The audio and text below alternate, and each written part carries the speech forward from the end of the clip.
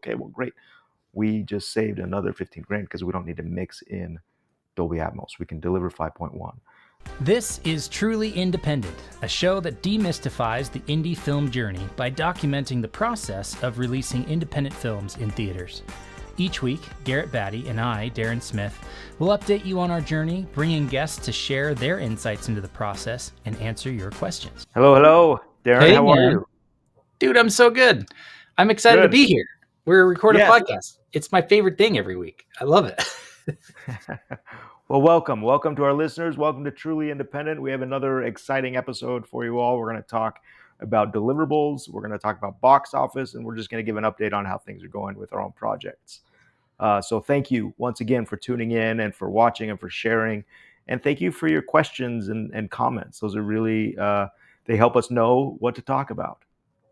Yeah, 100%. It's been nice to have a little bit more time to focus on promoting this show every week and getting feedback and seeing people's responses. Like, there are people, not just in the United States, like worldwide audience that are listening to this religiously every week. And I get DMs about, hey, I listened to that episode. Hey, that was a great one.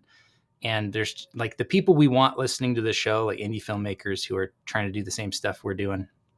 We're hitting it. So it's so fun. I love this stuff.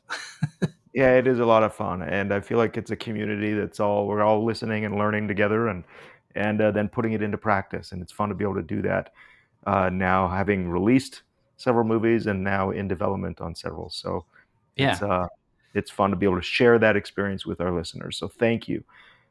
That being said, yeah, go ahead. Yeah, why are we talking about deliverables when we're also like, this season is about development and financing and the early stages? So what the heck, man? Why are you throwing us a curveball and talking about stuff that happens at the end? Well, two reasons. One, part of that's a little selfish because that's what I've been doing now for the past couple of weeks is working on deliverables for Faith of Angels, which is going out to their streaming sites. But one of the great things that enables us to be able to deliver kind of consistently and efficiently is the work that was done in development on deliverables, planning for having to distribute. I know in my first film that I made, you get so excited and you make the movie and you scramble all together, and then the distributor says, great, we'd love to pick this movie up and put it out at the time on DVD. And then they send over a document with about 30 items that you need.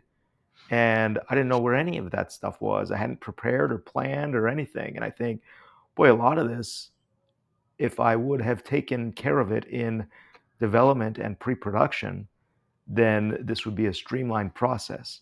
So hopefully talking about deliverables now can help our listeners know that, hey, we want to be in the mindset of we're developing a project for delivery, not just to create a movie, but to successfully deliver it into the market. Yeah. Well, this is timely as well because I'm getting questions. I can think of two people in the last 2 weeks that have either called me or saw me at a festival and said, hey, I have a question about this. And one was about life rights. Like, hey, I'm trying to tell the story of my, great grandma from 100 years ago. And I was like, I'm not a lawyer, so I'm very hesitant to give you any sort of advice on this stuff because I don't know how things change. I don't know what new laws have been passed. I'm not staying current on those things. So yeah, rights, chain of title. Like, I hope we're talking about that today. And then music rights is another one that came up of a short film maker that was asking about, hey, I'm putting this short film into festivals. Do I need to get licensing? Do I need to pay fees in order to do it? And I was like, here's my take, but talk to a lawyer. So maybe, I don't know if it's on your list of things to talk about, but I think inherent in all of it is like, you want the right people looking at these things, these different deliverables and going, yes, you're good. Yes, you're good. Right. Instead of being like, yeah, I think I'm good. Sure. Yeah. And there's that balance because, again, we're independent filmmakers. That's the whole nature. We're saying a lot of this stuff we're bootstrapping. We don't have money to reach out and talk to a lawyer or, even to hire other people to help us. We don't have a music supervisor budget or, a contracts or even an E&O budget. But these are the things that maybe we're going to talk about how, where to put your money, like where it is valuable, and say yes, no, E&O is required and is worth the cost. So that type of thing. So the first thing I wanted to get into is you want to just understand the required deliverables list. Like each distributor, we're distributing Faith of Angels. It was out in theaters in September, October, November, and now we're delivering it to different streaming sites. And each distributor has their own specific requirements for deliverables. So these include video and audio files, their legal documents and marketing materials, and they're all of varying technical specs. So you want to request early on from those distributors that you're either working with or pitching to their list of deliverables. Just get that early on, make it a part of your development package, and so that you can start to budget for those items that you're going to need to deliver. Yeah, basically everything that you capture, I'll use that word, everything that you bring into your business for the film is going to then be handed off at some point to a distributor or sales agent or a streamer or whatever it might be. And so whether that's audio or video or paperwork or contracts or agreements or insurance documents, like anything that you create, anything that you capture, you need to make sure that you understand how it's going to be handed off at the end. And I think one of the best ways to do that is, I mean, there's as you get lots of people working on the project, most people will set up a Dropbox or a Drive or some sort of standard place where everybody can start putting their development files, whether it's your script or your breakdowns or your contracts, your life rights and legal documents, or pre-marketing materials. And so you'll start to build that out. And I usually take that list of deliverables that the distributor gives us, and I build a folder for each item and put a red dot by each folder. And then as I fill it, change that red to green, and so that you have it. It's a great way to stay organized. And when second and third and fourth distributors, international or direct to DVD or whatever it is, distributors come in, you're not trying to track all that stuff down again. You can just take all those folders, copy them onto a new hard drive, and send it out. So it's a great way to do that. Yeah, saves you a bunch of time. Uh, yeah. Okay. Another thing is on your deliverables list. This is number 2. There's 10 items we're going to talk about. Number 2, master the delivery formats. So you're going to look at these deliverables in the lists, and they often include different formats. You get your ProRes, 422, HQ, 4444. For theaters, you got your DCP or a broadcast-ready version. So, and then in addition to the video, you've got the audio. You got your 5.1 or your 7.1 or stereo mixes, M&Es and M&E splits and stems and like all of these things. And it's all just kind of music to my ears, but it's like, oh, this is exciting stuff. But it's tedious and very time consuming. And so make sure, one of our deliverables, our distributor says, here's a deliverable list and everything needs to be shot at, whatever, at this aspect ratio and this resolution. And gosh, if we hadn't have been aware of that, and really made an informed decision on which camera we're going to use and how we're going to shoot it, you get to the end of it and they say, hey, we want your movie, and say, oh, well, we don't qualify for your streaming network because we shot on such and such format. So that'd be a Yeah. mistake. So pay attention to your delivery formats. Yeah. Well, this is maybe an important point to say. If you don't know this stuff, find the person who does, right?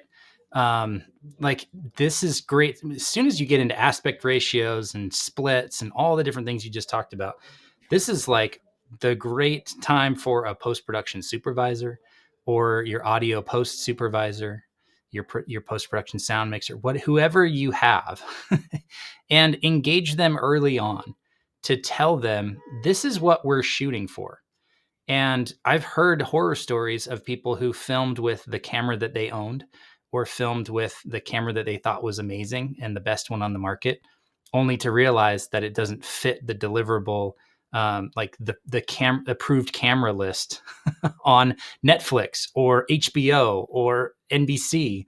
And they went, oh, shoot, we have this whole thing and we can't distribute it because it doesn't fit their format restrictions. And you're just like, oh man. So this is why I think we're talking about it now, because in the early conversations, maybe this is after you've been greenlit and you're saying, we have the money, we're making this movie. Let's get our department heads together. Let's get our cinematographer. Let's get our VFX people. Let's get our post-production people and say, this is what we're doing. Here's our deliverables that we're aiming for, so that everybody knows what's the aspect ratio, what's the frame rate, what's the audio rate, what is the deliverable that we're going to need to have. Because if you get to the end and you tell a audio post-production sound supervisor and they mixed a 5.1, you're like, oh, well, we need a 7.1 or 11.1 or a Dolby Atmos.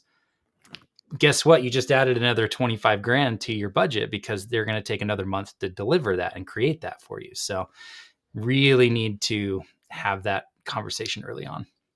And it can work in your favor, as far as an independent film budget, you're often trying to figure out where to save money, and it can work in your favor and saying, look, we're delivering, what are your deliverables? And this studio is requesting a 5.1. It's like, okay, well, great. We just saved another 15 grand because we don't need to mix in Dolby Atmos. We can deliver 5.1. And so it keeps everybody on the same page. You don't want to over produce your movie. But that brings up the third point, which is quality control. A lot of distributors, they require a QC pass from like an outside source, so that to make sure that your film meets technical specs. So you're going to want to work with, if you've got your post supervisor, work with a lab or the QC professional. You can even talk to your distributor and say, great, we're ready to deliver the movie. Who do you recommend that we go to for QC? And there's usually a fee with that. They're happy to charge you to QC your movie. But it is part of something that needs to be done for a deliverable. So you want to pay attention to that and make sure that that item in your budget stays protected. Yeah. Well, those are important things too, because when I was doing post sound, if you were like 0.1 decibel off of the dial norm restrictions or the requirements, they'd send it back and be like, nope, doesn't work. And you have different mixes for broadcast than you do for streaming, than you do for theater, and they all have different requirements. And so you're doing multiple mixes. And so when you're budgeting those things out, being able to tell your post team, whether it's your colorist, whether it's your editor, whether it's your sound people, to say, hey, here's all the listed deliverables, so that they can give you a fair quote up front for like, we're going to do multiple mixes. We're going to do multiple sets of deliverables. And even like you were talking about earlier, what are the different stem requirements? What are the different versions of the mixes? Do you need an LCR or do you need an LRC? Like, those are two different outputs, right? So Yeah. you have to basically tell them, here's all the different deliverables, so that they know, okay, it's going to be X dollars. And that includes all of this, rather than, yeah, I'll give you a 5.1 mix. And then you're like, well, I need this. Well, that's going to cost extra. Well, we need this. Well, our facility isn't set up to do that, so you're going to need to take it somewhere else. Like, that can really bite you in the butt in the minute or the moment where you should be delivering. You're saying, hey, I need another month to figure this out. And it's not a good look. So you're saving yourself a ton of heartache if you do it up front. I've found with our distributors that this is something that they go through. Your distributors worked with a variety of filmmakers and films, and they know how to help gather these deliverables. They need these so that they can do their job of getting the film out there to different networks and channels. And so it's nice to have a good contact, and I'd be right up front with, I'm very upfront and open with distributors, like when they're saying, hey, we need this item. I say, oh, great, I'm unfamiliar with that, or I haven't delivered that in the past. Can you tell me what that is, or who can I talk to in order to get that item? Yeah. You know, and that would not be the first time that they've heard that question. So be open. Don't try to fake anything. You're on their team and they're on your team, and you're working together to get the movie out there. Yeah, Um, none of this is meant to scare you into like, oh, movie making is harder than I think, or I was thinking, but it should help you kind of rise to that standard of, oh, this is what professional filmmakers do. And they talk about and they think about and they prepare for the deliverables that they're required to send off when the movie's done. which brings us to the next point, which I is the don't know what legal. these points are. I Am I know really teeing you up that well? you're segueing very well, or whatever, but it's legal documents. Hey, Uh, and these are things that you'll need to, that any distributor, your distributor is not going to touch your film unless you can show proper legal documents, and that's including the chain of title and the E&O insurance and the music licenses, actor and crew agreements, and these all need to be cleared and legally aligned so that the distributor is not taking a risk, undue risk in releasing your movie. yeah. I want to double click, as they say, on chain of title, because that's a Yeah, deep. term that people sometimes don't know what it means. And it's basically like, if you think of a title of a car, it just shows who legally owns it, right? So show us the chain, show us the series of how the ownership of this story or this music or these trademarks or these property rights, whatever it is, transferred to you. Like, where's the document that says, I was the owner of this thing, and now it's transferred to the company that owns it currently.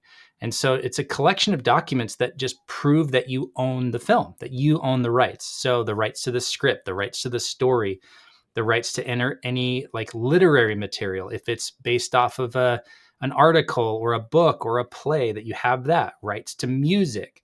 You need to show that like you have a license and it's signed and you have the ability to put this movie in your theater, in your movie, sorry, put this music in your movie and make money off the movie. Because if you don't, they're going to come after you, right? The same way that YouTube will flag music that isn't yours or imagery that isn't yours, if you don't have a chain of title and can prove ownership or a license, they'll just take all of the revenue, the ad revenue from it, and divert it to the people who own it. So, like, that's what YouTube does in film. They'll just say, "Oh, we can't take this until you get that agreement." I was just reading the other day, 2 days ago, about Midas Man, this movie about the fifth Beatle, like the manager or the engineer, whoever it was that was involved with the Beatles, and this history of that movie and how kind of how bad a look it is, the way that they tried to pull that movie together. And to the very end, like to the time that the movie was released, they couldn't get certain rights to Beatles songs, which are kind of required if you're making like a Beatles biopic. Like, and they kept saying, yeah, we got it. Yeah, we're talking with Apple. Yeah, we got this thing. Yeah, we're in the room. Yeah, we're at the last leg.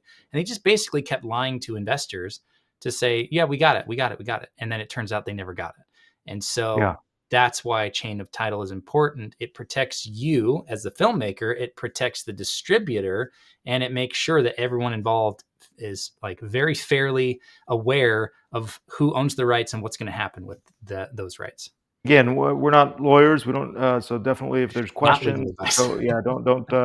This, but this podcast is based on our experience. In my experience, you know, I was I questioned it. I'm like, what do you mean? What rights do I need? I mean, I came up with the story, and I'm writing this script, and so what do you mean chain of title? Like, well, how is that? So for movies where it was this kind of independent thing, I mean, every movie is made under some sort of LLC, right? If you're uh, raising money and putting it in your film company or whatever it is to make your movie, then that LLC needs to own the script. So if I've written a script and I own the LLC, then I, Garrett Batty, need to sign the rights of the script with a document over to the LLC so that the LLC can make the movie. Yep. And that's the way it is for any writer or writer for hire or writer for work. So the LLC needs to own the rights to the script, the performances, the work that the crew has done, and the music clearances and stock footage and everything like that. Yeah. Do Again, you build the have folder. yeah. You build a legal folder, put everything in there like E&O, da, da, da, da, make it a green circle when you've put the document in. Yeah. That's a really, really brilliant way to do it. Is a script clearance on the list of 10 things that you're talking about today, or is this a good time to talk about a script clearance? No, let's bring up script clearance. That needs to Yeah. happen. And this is something that once your script is pretty locked, like you don't want to do it on an early draft because something might be added later or something might change. So generally, you're going to do this off of your shooting script. But there are companies that you can send your script to get a script clearance. And what they're doing is they're essentially like going over it from a legal aspect to say, are you using any names or imagery or physical things in your movie that someone else owns the rights to, right? So if your movie is totally based on and going to Mars and you're using Starlink throughout your entire movie, you're going to need the rights to be able to do that, right? Because you don't own Starlink, and that's a name that's a trademarked, registered company and name, and you can't just use it. Same with like Pepsi and Coke. Same with phone brands. Same. That's why you see a lot of um, TV shows and movies that'll just put like a sticker on the back of a Dell computer or an Apple laptop. Like, you know, it's an Apple laptop, but there's no logo and they don't have a trademark over black keys and a gray, laptop case. And so as long as you're not using the logo, you're clear. And so a script clearance is an important step in that chain of title process that's going to be asked for to say, yes, we've run this through a script clearance and we are good. We're not using anything that someone could claim is their intellectual property or their copyright or their trademark. And so we are free to use it. Otherwise, if it does pop up that you have something in the script, you can either change it, right? We talked about baseball names, team names inside Faith of Angels. That was flagged, but then it was flagged as like, you're good because of the way you're using it, right? We're not disparaging it. We're not using it as a key plot point. It's just a passing thing. It's like, yeah, you're good. But they'll catch everything to make sure that if you need a clearance, then you're going to go get the rights to that. You're going to add that to your chain of title. And otherwise, you're in the clear. So you want to do that before you go film the movie. Because if you film something and then it turns out you can't use it or without paying a licensing fee, well, you might shoot yourself in your foot because you can't go back and Yeah, film that scene again. you're paying for a reshoot or VFX to paint out whatever Right. logo or item that you couldn't use. And it's a tedious process, but do it up front, get that script clearance, and then your distributor will have no questions. I mean, yes, here's the script clearance, here's our movie, and Yeah. that's very helpful. Um, so, okay, another item, number 5, deliverable that is tedious and something you got to pay attention to: subtitles and closed captions. It's pretty straightforward as far as you just sending your film to a service that will do that and making sure that you just keep track of those files. The biggest things that can get cause issues is if your time code in your movie changes or slides, or say a distributor wants to throw on their logo at the beginning. Well, all of your captions are timed to the movie, and so that can throw things off. So you want to make sure and pay attention to make sure that everything is synced correctly and is free of errors.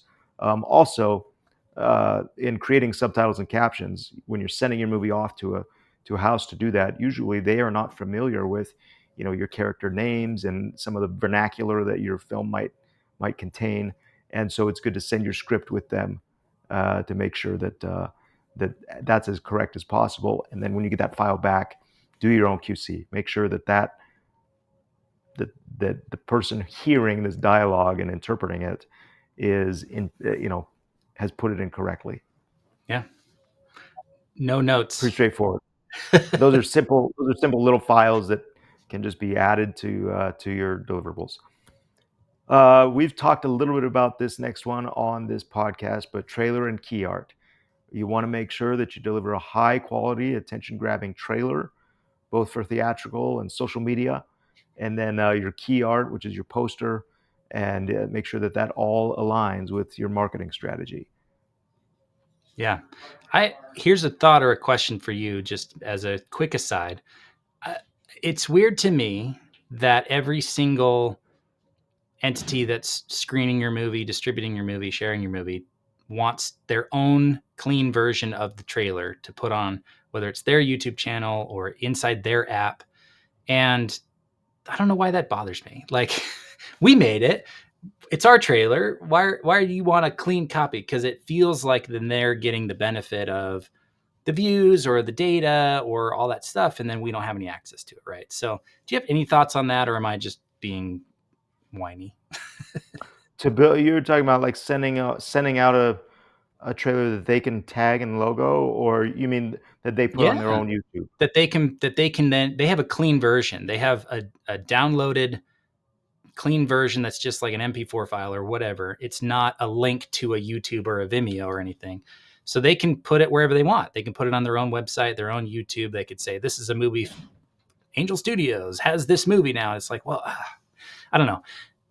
Maybe it's just a weird personal glitch of mine that's like, but it's your movie. It's Garrett's movie. Why isn't it on, why aren't they just pointing people to the trailer that already exists online that you uploaded when you first put it online? But then our distributor took one, and then Megaplex has their own, and then Cinemark has their own inside their apps, and it's just like I don't know. It doesn't Yeah, necessarily bother me. It's just a thing that I notice. yeah. Yeah, no, it's interesting, and I mean, I think it goes to, again, back to like building an audience. If I'm going to go see a Steven Spielberg movie, I'm not going to his webpage to watch the trailer, right? It's going to the distributor's webpage, and plus, I mean, there's just this flood of like different YouTube channels, Movie Web and IMDb and whatever it is. And so the distributor wants to be able to just put those.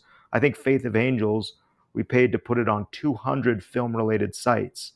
And that would be a trailer going up to their own channel or whatever it is. I mean, at the end of the day, yes, if it promotes the movie, great. Yeah, it is tough because it doesn't turn it back to the audience that we're trying to build.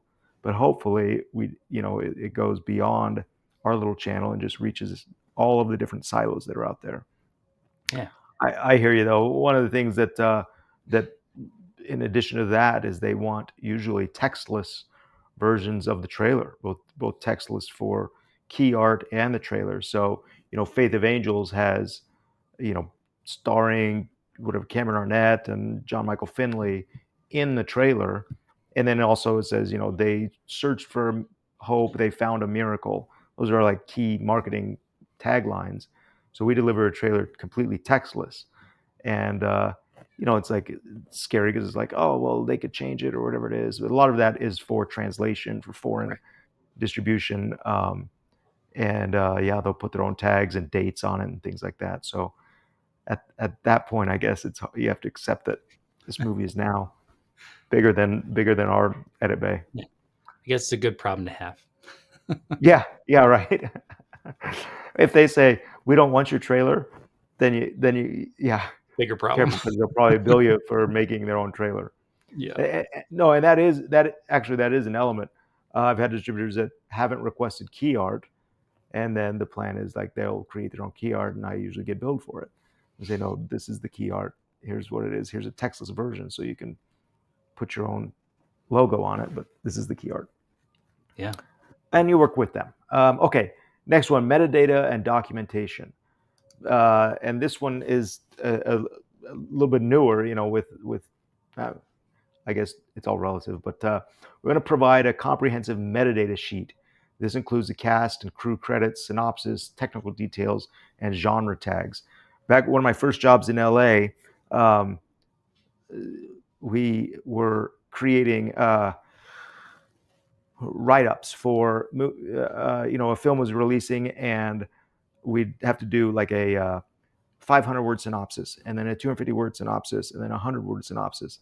And and if you didn't do that, then your distributor, whatever it is, they're coming up with their own thing, and your messaging gets all muddled. And somebody might interpret your film as a family comedy, and someone might maybe only call it a comedy, and so it's a very different. So you have most distributors will send you their own metadata sheet that has 30 questions on what your film is, including genre and credits and everything like that.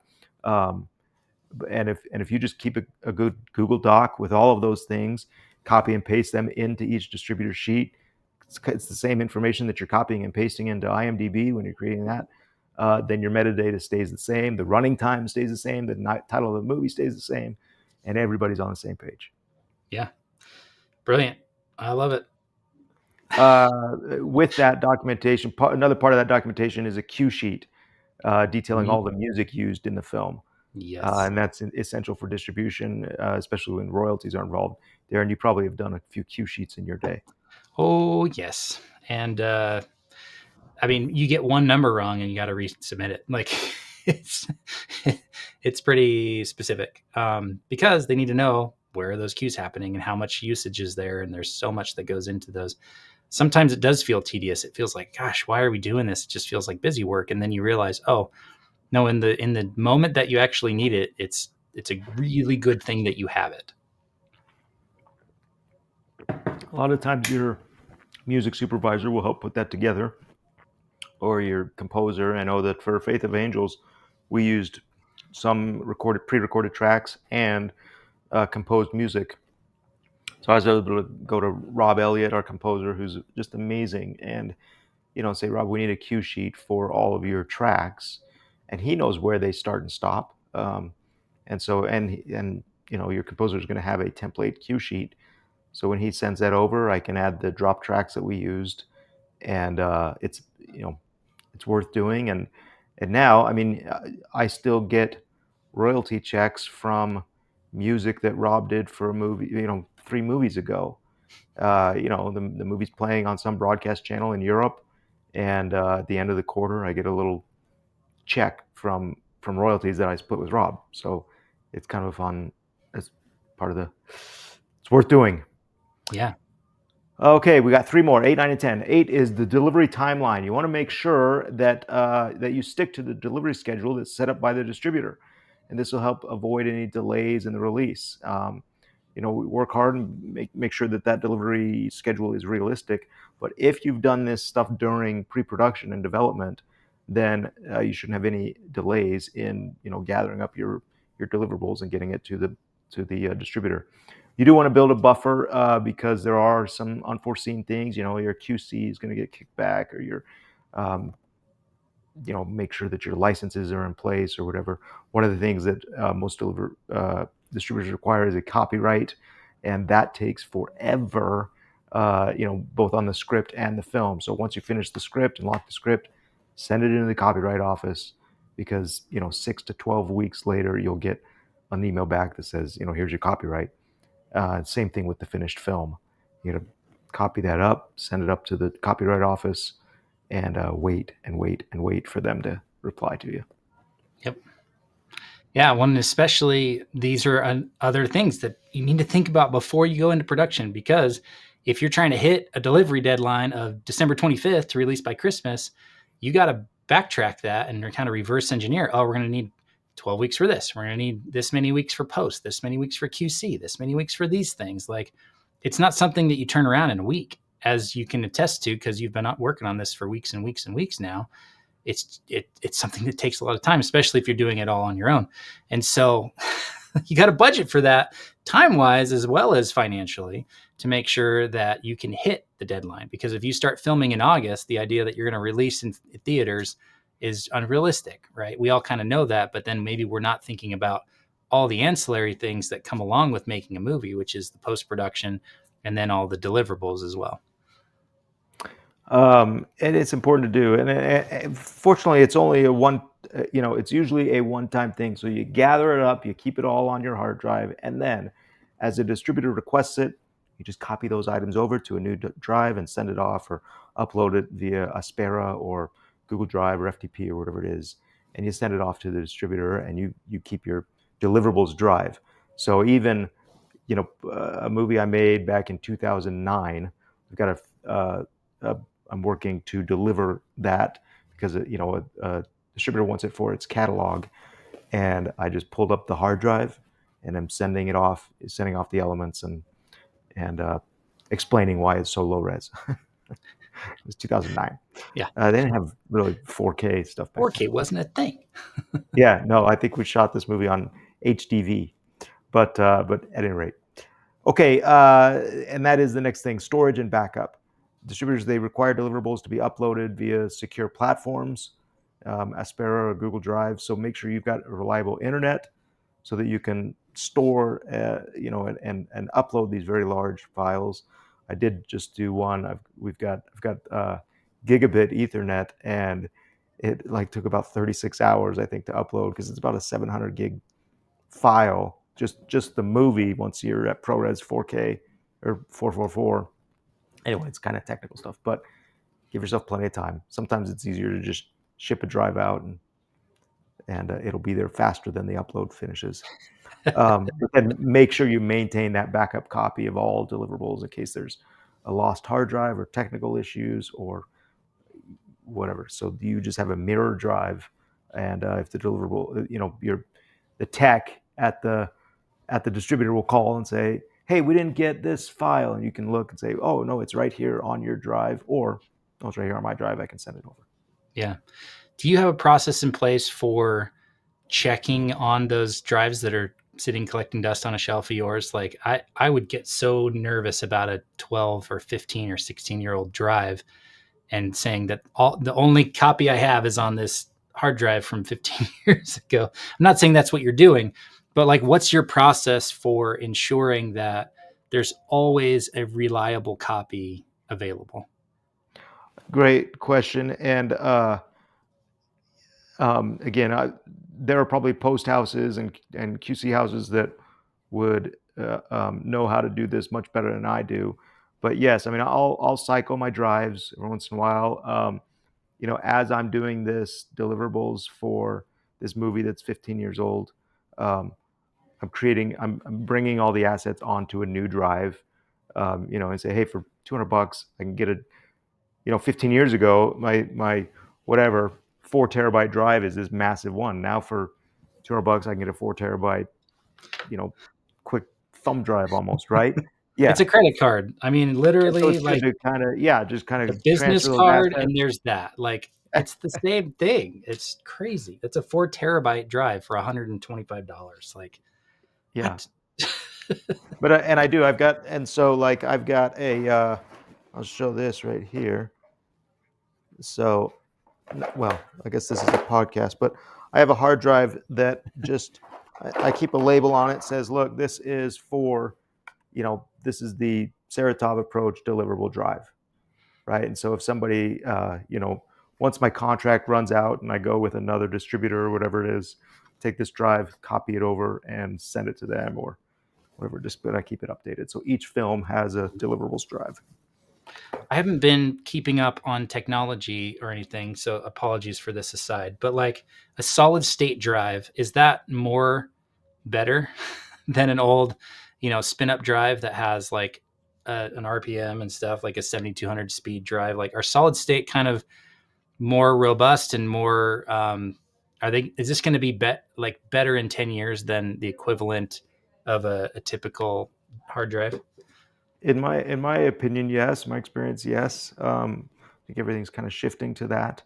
Um, Again, don't talk to a lawyer for legal help and talk to a technician for drive help. But so far in my career, everything has worked well. Where I've tried to keep up on the technical side of things as far as drives and computers and aspect ratios, Mm-hmm. and just kind of keep things up to date. I don't you don't need to save.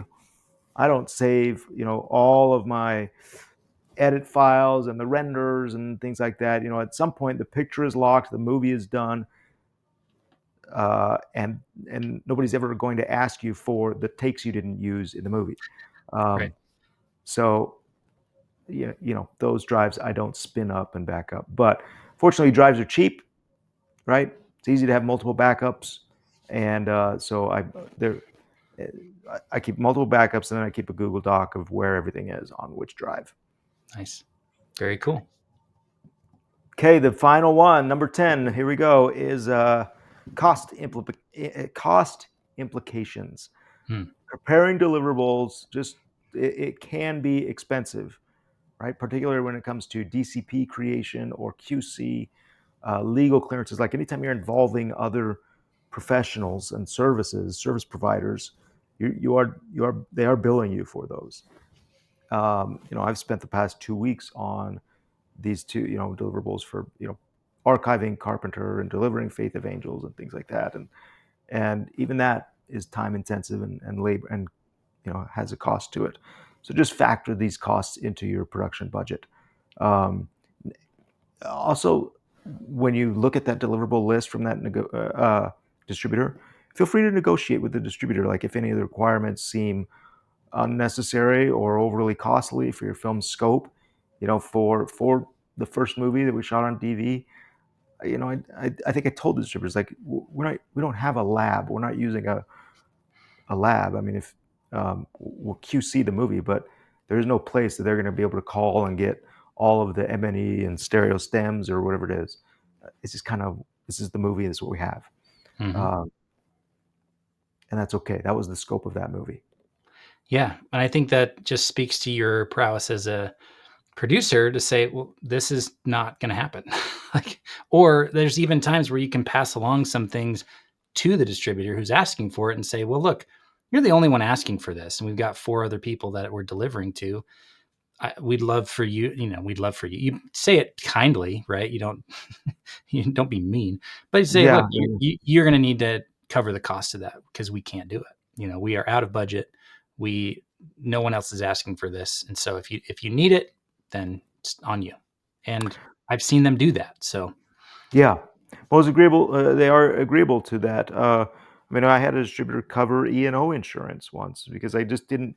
I couldn't have it. The movie wasn't even planned for that. We had production insurance, and then we thought, oh, we didn't even know what that was, and yeah, so they put it on their plan. And obviously, they'll take it out of any royalties or residuals. But it was helpful to it felt like we had a partner that was interested in the film and not just um, figuring out taking advantage of a first time filmmaker.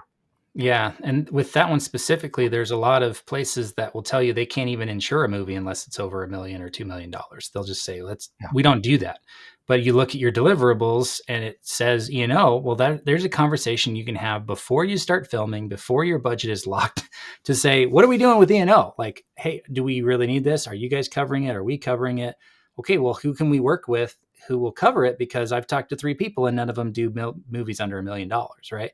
yeah, That's again, like you've talked about, you're just treating people as partners to say, okay, this is an outcome that has to happen. How do we get it done? And that's filmmaking in a nutshell. Like that's every day of filmmaking. every day. So get used to that. And those conversations, if they're uncomfortable for you, just kind of shift to, hey, I'm talking to partners, not enemies and competitors here. Like we're all in this to have a successful outcome. We all want this to be massively successful and profitable so we can all keep making more movies. How do we do this together? What's the best way to do this? And yeah, I've always found that those distributors will work with you because if they've already said we want this movie, subtext is we're going to help get it to the point where we can actually distribute it, or else what's the point? So use Yeah. them and rely on them and work with them. Darren, that's our list. Those are 10 items. Feel free to, share with us other things that we may have missed or what your experiences have been. As an independent filmmaker, these are things that we have to be responsible for, and I think our films are better for it. Yeah, 100%. That's a good list, man. Thanks for putting that together. This is going to be a super valuable resource for filmmakers that I know I'm going to be pointing to over and over again and maybe even referring back to because as we start producing movies, I'm going to not be doing this stuff. Like that's not the best use of my time as the producer slash executive producer. So that needs to be part of the conversation with the post supervisor and the music supervisor and the lawyer and all these things to say, look, I want you to handle all this stuff. Like I'll verify that it's there, but like I can't spend the time going and hunting it down. Like it's your job. So do your job all the way through and then you're responsible for getting those things into the deliverables folder. And if, that's how I'm kind of thinking about it from where I'm standing and approaching 2025 as like more of an executive producer and less of a boots on the ground responsible for every aspect of the film producer. It's like, okay, well, those are conversations I need to have with the producer and with the team to say, you guys are responsible for this. So if there's not a plan in place, you should think about it now before we greenlight this movie. And it may seem like overkill, but I can tell you, I've done several, 8 movies, and there is not one that I've released that has not resulted in some sort of, I don't want to say lawsuit, but certainly emails or whatever, where there have been reasons that the paperwork and the all of the rights agreements and things like that have been in place, have been questioned, and so it's not overkill. It's been very, very helpful, and it solves a lot of, it stops a lot of battles before they start, to be able to say, yeah, here's our agreements, or here's our rights, Yeah. or here's the contract. There are certainly things within our industry that I feel could benefit from changing, but there's also things that have been around for 120 years that like they're there for a reason, and there's a reason everybody does them the same way, because it's a system that hasn't yet been improved upon, or else we would do it that way. And so I think the deliverables and chain of title and all those things have a long history of being very essential in our industry. And so you got to take it seriously, got to take responsibility for it, and ensure that you've got it handled. That's just part of being a good producer, a good filmmaker. Okay, I agree. Okay, let's shift gears. We're going to wrap up. This has been an amazing episode. Should we cover box office real quick? We're recording this on Sundance Eve. Sundance Film Festival starts this week, so January is always such an interesting time for the box office because there's just not a lot coming out, and we're seeing that with our number one movie again is Mufasa, the fifth week in theaters, and it's the number one movie with Yeah. only $15 million on the weekend. Mm-hmm.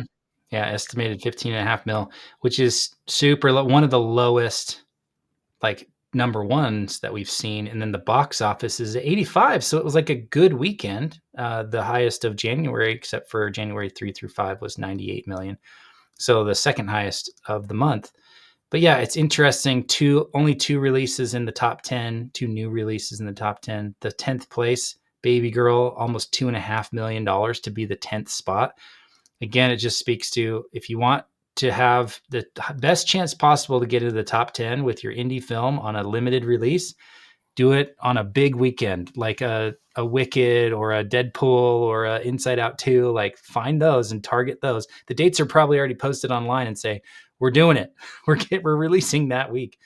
And only like 3 other new releases. And then we have Sing Sing doing a 2025 re-release, which is for the awards, right? We've got, Which is kind of fun. I mean, you look at a lot of these movies, and people are doing, studios are doing their awards campaigns. Everything from Sing Sing to, yeah. I mean, you look at the top, 6 through 10. You've got Nosferatu, Complete Unknown, Wicked, Baby Girl, Brutalist.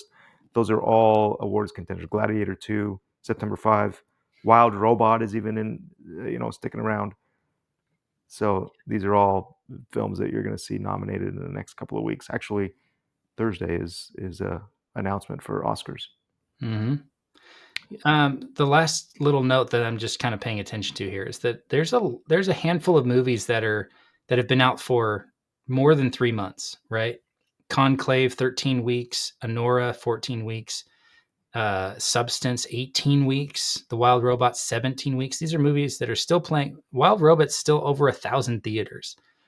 The Substance is still on 481, Anora 536. Like, some of that is because of awards that they may have bumped it, but still, like, that's crazy staying power, especially to open up in like September, October, and then hang on through November, December. Like, it's just so cool to see that, and they're still making good money. Like Wild Robot still made $400 per theater. Conclave 335. Like, some of these, A Real Pain 12 weeks in, they're still on 55 theaters and 1,400 per screen average. Like, that's, for an indie film, you'd want that for your opening weekend, right? Yeah, Like, the fact yeah, that that's they're good 10 open. weeks in, 12 weeks in is like amazing. So, man, a couple of these films are worth kind of diving into and going, well, what was it that allowed them that kind of staying power, 3, even 4 months of time? I mean, Substance 18 weeks is like that's a quarter. That's a quarter of the year or more. Third of the Yeah, year. I don't know. Don't do yeah, public math, folks. yeah. But yeah, awesome. I think it is. I think it's definitely a good time for moviegoers because lots of awards-worthy content is out there. Mm-hmm. Okay, man. Yeah. I think is that our episode? I believe so. I believe so. We should get some thumbs up from the audience. How are you guys feeling? Was that a good episode? Let us know. Like, go over, do the thing that all the podcasts say, and like go over to wherever you listen to it and leave us a rating and review and leave a comment. And if you have questions that you'd like us to answer or topics you'd like us to discuss on the show, just head over to 3coinpro.com/podcast. And there's a way to put your questions in there and subscribe to the email list and be a part of the community of filmmakers we're building here. Thanks for listening. Thanks for sharing it. It's a good one. See you, Garrett. Thanks, Darren. Thanks, man. Thank you for listening to this episode of Truly Independent. To join us on the journey, be notified, and ask us questions about today's episode, head over to 3coinpro.com/podcast and put in your name and an email address. If you're a fan of the show, please leave us a review on your favorite podcast app and be sure to share this. Thanks for listening, and we'll see you next week. Our intro and outro music is Election Time by Kjartan Abel.